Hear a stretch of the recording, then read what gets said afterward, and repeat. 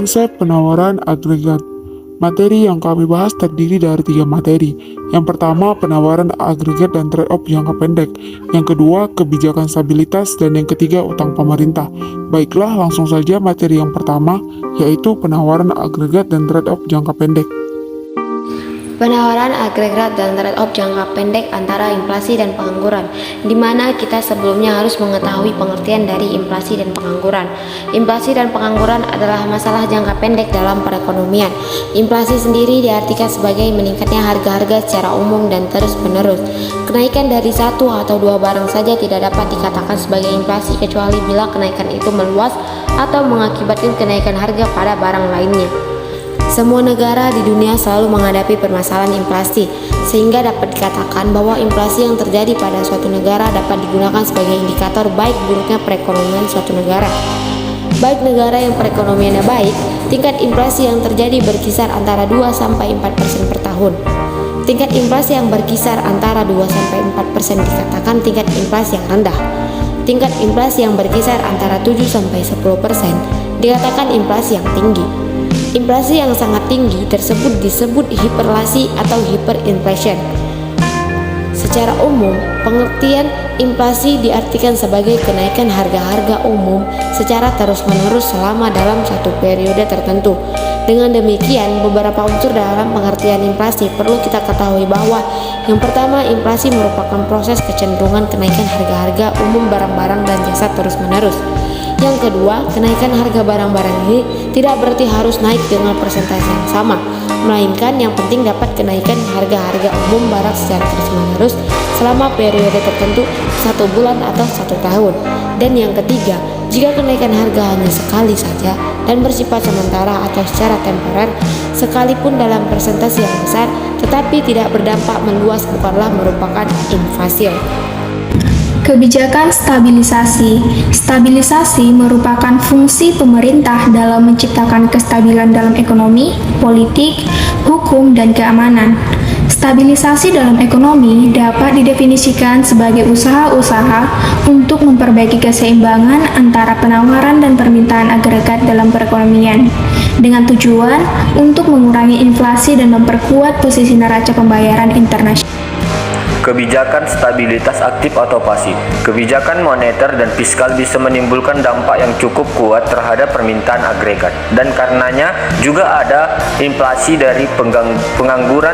Meskipun pemerintah telah lama menjalankan kebijakan moneter dan fiskal, pandangan bahwa seharusnya pemerintah menggunakan instrumen kebijakan ini untuk mencoba menstabilkan perekonomian masih cukup baru. Kebijakan menurut aturan atau kebijaksanaan. Kebijakan dijalankan menurut aturan jika para pembuat keputusan mengumumkan bagaimana kebijakan akan menanggapi berbagai situasi dan bersungguh-sungguh dalam menjalankannya. Utang pemerintah. Utang negara adalah jumlah uang yang wajib dibayar pemerintah pusat dan atau kewajiban pemerintah pusat yang dapat dinilai dengan uang berdasarkan peraturan perundang-undangan yang berlaku, perjanjian, atau berdasarkan sebab lainnya yang sah. Jenis utang negara dibagi menjadi 2. Yang pertama, utang negara domestik dan utang negara internasional. Utang luar negeri atau ULN Indonesia pada triwulan 2 2022 menurun.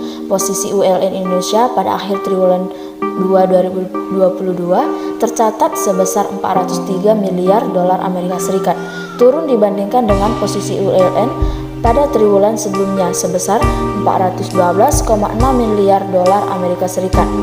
Perkembangan tersebut disebabkan oleh penurunan posisi ULN sektor publik atau pemerintah dan bank sentral dan sektor swasta.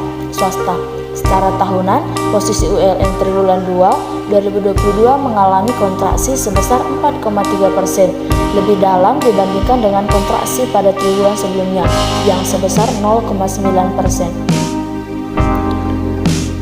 ULN swasta menurun dibandingkan dengan triwulan sebelumnya. Posisi ULN swasta pada triwulan 2 2022 tercatat sebesar 207,1 miliar dolar Amerika Serikat, sedikit menurun dari 207,4 miliar dolar Amerika Serikat pada triwulan 1 2022. Masalah pengukuran. Dalam pengukurannya ada 4 pertimbangan masalah dengan ukuran defisit biaya. Yang pertama yaitu inflasi. Pengukuran yang paling tidak kontroversial adalah inflasi. Sesuai dengan asumsi Menteri Keuangan bahwa utang pemerintah seharusnya diukur dalam bentuk real, bukan nominal.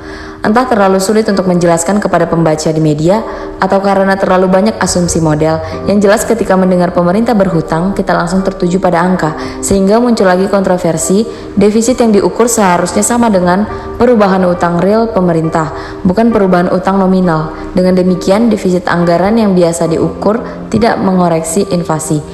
Yang kedua yaitu aset modal. Biasanya ketika mengukur utang pemerintah secara keseluruhan, kita seharusnya mengurangi aset pemerintah dari utang pemerintah.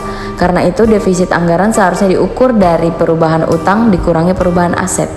Yang selanjutnya yaitu kewajiban yang tidak dihitung. Sebagian pengamat ekonomi dan riset berpendapat bahwa defisit anggaran yang diukur adalah keliru, dikarenakan mengabaikan beberapa kewajiban yang penting. Sebagai contoh, pensiunan PNS. PNS memberikan jasanya kepada pemerintah saat ini, tapi bagian kompensasi mereka dipotong untuk masa depan. Pada dasarnya sama saja, para PNS itu memberikan pinjaman kepada pemerintah. Namun, kewajiban ini tidak dimasukkan sebagai bagian dari defisit anggaran. Dan yang terakhir yaitu siklus bisnis. Banyak perubahan dalam defisit anggaran pemerintah terjadi secara otomatis menanggapi perekonomian yang berfluktuasi. Misalnya, ketika perekonomian mengalami penguatan seperti yang terjadi di Indonesia saat ini dan disertai dengan optimis untuk terus menguat. Pendapat masyarakat terdongkrak naik, kemampuan membayar pajak pun naik, laba naik, perusahaan membayar pajak lebih tinggi dari sebelumnya. Ketergantungan orang pada bantuan pemerintah, asuransi, subsidi semakin berkurang. Bahkan tanpa adanya perubahan dalam undang-undang perpajakan dan pengeluaran, defisit anggaran akan turun dengan sendirinya. Begitu juga dengan utang negara. Pandangan Ricardian atas utang pemerintah. Pandangan Ricardian diperkenalkan oleh David Ricardo pada abad ke-19.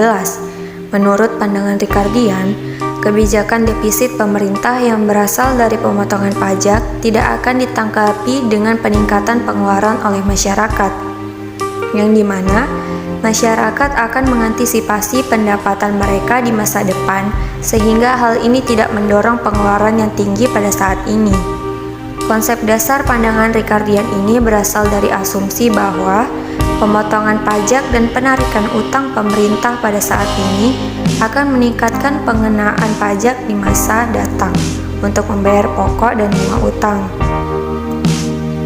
Pemotongan pajak akan didanai oleh utang pemerintah tidak akan mengurangi beban pajak karena hanya merupakan penjadwalan ulang pajak. Masyarakat yang melihat ke masa depan memahami hal tersebut, sehingga pemotongan pajak pada saat ini tidak mendorong peningkatan konsumsi dan pengeluaran masyarakat. Yang dimana masyarakat yang melihat ke masa depan akan meningkatkan tabungan mereka untuk mengantisipasi kenaikan pajak di masa datang. Selanjutnya ada perspektif lain tentang utang pemerintah. Yang pertama ada utang pemerintah dalam pandangan tradisional. Pandangan tradisional terhadap utang pemerintah menyatakan bahwa pemerintah mengambil kebijakan defisit dengan melakukan pemotongan pajak dan melakukan utang. Dalam jangka pendek, pemotongan pajak yang dilakukan oleh pemerintah menyebabkan pendapatan masyarakat menjadi lebih tinggi, sehingga masyarakat meningkatkan pengeluarannya. Peningkatan pengeluaran masyarakat akan menambah permintaan terhadap barang dan jasa, sehingga meningkatkan produksi dan menambah kesempatan kerja. Kondisi tersebut menyebabkan tingkat suku bunga ikut meningkat dan mendorong aliran masuk modal dari luar negeri. Efek jangka panjang kebijakan defisit dan pemotongan pajak pemerintah ialah berkurangnya tabungan pemerintah dan utang yang lebih besar. Manfaat dari konsumsi yang tinggi dan kesempatan kerja yang luas ini akan dinikmati oleh generasi sekarang. Akan tetapi, generasi mendatang akan menanggung lebih banyak beban dari defisit karena mereka dilahirkan di negara yang memiliki sedikit persediaan modal namun memiliki utang yang lebih besar.